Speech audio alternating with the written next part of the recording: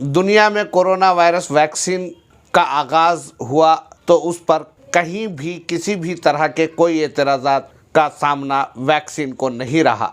बल्कि वैक्सीन की आमद पर जिन ममालिक ने फाइज़र और मॉडर्ना के अलावा दीगर वैक्सीन को अप्रूव किया, उन ममालिक के सरबराहान मुमलिकत ने वैक्सीन लेते हुए आवाम में एतमाद बढ़ाने में अहम किरदार अदा किया। लेकिन हिंदुस्तान में जहां 2 कंपनियों के वैक्सीन को हुकूमत ने मंजूरी दी, उसके साथ ही एक नया तनाज़ा शुरू हो गया। जी हां, हुकूमत हिंद और ड्रग कंट्रोल की जानिब से जहां कोवैक्सीन भारत बायोटेक हैदराबाद की जानिब से तैयार किए गए कोवैक्सीन को मंजूरी दी गई, वहीं सीरम इंस्टीट्यूट ऑफ इंडिया के कोविशील्ड को मंजूरी देने का ऐलान किया गया। इसके साथ ही हंगामा शुरू हो गया कि तीसरे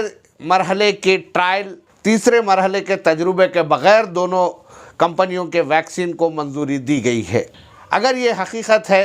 तो हुकूमत आवाम की ज़िंदगियों से खिलवाड़ कर रही है। अगर ये हकीकत नहीं है तो हुकूमत को चाहिए कि वो आवाम के एतमाद को बहाल करने के लिए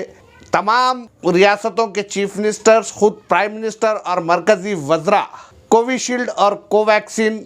के टीके लगवाते हुए आवाम में एतमाद बहाल करे, क्योंकि जिस तरह का प्रोपेगेंडा दोनों वैक्सीन के ताल्लुक से किया जा रहा है वो आवाम को वैक्सीन लेने से रोकने के लिए काफ़ी होगा। चीफ मिनिस्टर मध्य प्रदेश शिवराज सिंह चौहान ने ऐलान किया कि वो अभी वैक्सीन नहीं लेंगे, क्योंकि पहले मुस्तहिक़ीन को वैक्सीन दिया जाना ज़रूरी है। इस तरह सियासी कायदीन अगर वैक्सीन लेने से इनकार करते हैं तो ऐसी सूरत में आवाम भी वैक्सीन लेने से दूर भागेगी, जबकि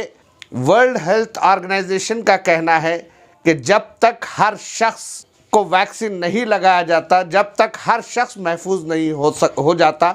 उस वक्त तक दुनिया से कोरोना वायरस का ख़ात्मा मुमकिन नहीं है। अगर कोई एक भी गैर महफूज है तो दुनिया गैर महफूज है के नज़रिए पर वर्ल्ड हेल्थ ऑर्गेनाइजेशन काम कर रही है। भारत बायोटेक हैदराबाद की कोवैक्सीन हो या फिर सीरम इंस्टीट्यूट ऑफ इंडिया की कोविशील्ड, इन वैक्सीन को हुकूमत हिंद की जानिब से मंजूरी दिए जाने के बाद अपोजिशन पार्टियों के अलावा कई माहिरीन की जानिब से इस पर एतराज़ किए जाने लगे हैं। इन एतराज़ात का जवाब मुदल्लिल तरीक़े से दोनों कंपनियों के साथ साथ हुकूमत को भी देना होगा। अगर इन एतराज़ात का जवाब नहीं दिया जाता है तो ऐसी सूरत में आवाम के दरमियान गलतफहमियाँ फैलने का ख़वी इम्कान है। आलमी सतह पर जब फाइज़र और मॉडर्ना वैक्सीन सामने आई तो वैक्सीन में हराम अशिया के इस्तेमाल का मुद्दा मंजर आम पर लाया गया और वैक्सीन लेने के मामले में हराम या हलाल के मसले को मौजूए बहस बनाया गया। लेकिन अब जबकि हिंदुस्तान में वैक्सीन को मंजूरी दे दी गई है और मुस्लिम तंजीमों, मुस्लिम उलमा, अकाबिरीन की जानिब से ये कहा जा रहा है कि वैक्सीन लेना जायज़ है बल्कि ज़रूरी है, और मुसलमानों से ये अपील की जा रही है कि वो वैक्सीन लेने में किसी किस्म की हिचकिचाहट महसूस ना करें, बल्कि वैक्सीन लेते हुए ख़ुद को और अपने अतराफ़ के माहौल को महफूज बनाने में अपना किरदार अदा करें। इन हालात में कोवैक्सीन और कोविशील्ड के ताल्लुक़ से जो प्रोपेगेंडा शुरू किया गया है कि इन वैक्सीन के क्लिनिकल ट्रायल कंप्लीट न करते हुए इन्हें मंजूरी दी गई है और अब जो वैक्सीन दिए जाएंगे वो क्लिनिकल ट्रायल का हिस्सा होंगे, अगर ये हकीकत है तो ये एक इंतहाई ख़तरनाक रुझान की तरफ हुकूमत हिंदुस्तानी अवाम को ले जा रही है। जबकि अगर इसमें हकीकत नहीं है, ये बात बेबुनियाद है,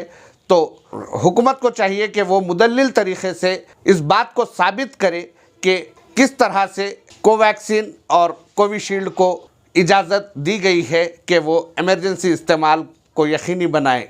इसके साथ साथ भारत बायोटेक और सीरम इंस्टीट्यूट ऑफ इंडिया के ज़िम्मेदारों को भी चाहिए कि वो 3rd क्लिनिकल ट्रायल का डेटा आवाम के सामने लाएं, ताकि आवाम को वैक्सीन लेने में किसी किस्म का खौफ या ख़तरा महसूस ना हो, बल्कि वो बेझिझक वैक्सीन लेने के लिए तैयार रहे। WHO की जानिब से हिंदुस्तान में 2 कंपनियों के वैक्सीन को मंजूरी दिए जाने पर मुबारकबाद भी पेश की जा चुकी है और वज़ीर आज़म नरेंद्र मोदी ने इसको एक बहुत बड़ी कामयाबी भी करार दिया है। लेकिन ये कामयाबी उस वक्त ही हकीकी कामयाबी बन सकती है जब हिंदुस्तान के 133 करोड़ आवाम तक वैक्सीन की रसाई को यकीनी बनाया जाएगा। हुकूमत की जानिब से ये कहा जा रहा है कि जहाँ तक मुमकिन हो सके हुकूमत ज़रूरतमंदों को वैक्सीन मुफ्त सरबराह करेगी। हुकूमत के कई गोशों की जानिब से ये कहा जा रहा है कि जो कोरोना वायरस के दौरान जिन लोगों ने फ्रंट वॉरियर का किरदार अदा किया है, जैसे महकमे पुलिस, बल्दिया, महकमे सेहत के अलावा दीगर महकमे जात, जो लोग लॉकडाउन के बावजूद आवाम के दरमियान थे, उनको पहले वैक्सीन दी जाएगी। वैक्सीन देने का अमल जब शुरू होगा तो ऐसी सूरत में सबसे पहले हेल्थ सेक्टर से ताल्लुक़ रखने वालों को वैक्सीन दिया जाएगा। उसके बाद म्यूनसिपल सेक्टर और पुलिस के अलावा दीगर सेक्टर से ताल्लुक़ रखने वालों को वैक्सीन दिया जाएगा। लेकिन मरकज़ी हुकूमत की जानिब से अब तक ये वाज़ेह नहीं किया गया है कि पूरे हिंदुस्तान में वैक्सीन मुफ्त दिया जाएगा या कहीं कहीं मुफ्त दिया जाएगा, बल्कि कहा यह जा रहा है कि मरकज़ी हुकूमत रियासतों को इस बात का इख्तियार देगी कि वो अपनी रियासत में वैक्सीन मुफ्त लगाएं या फिर वैक्सीन के लिए कीमत वसूल करें। वैक्सीन को मंजूरी के साथ ही एक नए किस्म का स्कैम भी सामने आने लगा है जो दुनिया के मुख्तलिफ ममालिक में सामने आ चुका है। ऐसे में आवाम को चौकन्ना रहने की ज़रूरत है। किसी भी तरह के SMS या व्हाट्सएप मैसेज जिसमें वैक्सीन के हुसूल का तरीक़ा या फिर OTP की बात की जा रही हो, उसको नज़रअंदाज करें, उसे क्लिक ना करें, क्योंकि ये एक स्कैम का नया तरीक़ा होगा। स्कैमस्टर्स इसके ज़रिए आपके अकाउंट तक रसाई हासिल कर सकते हैं, आपके बैंक अकाउंट से पैसे निकाल सकते हैं। इन चीज़ों से भी चौकन्ना रहने की ज़रूरत है।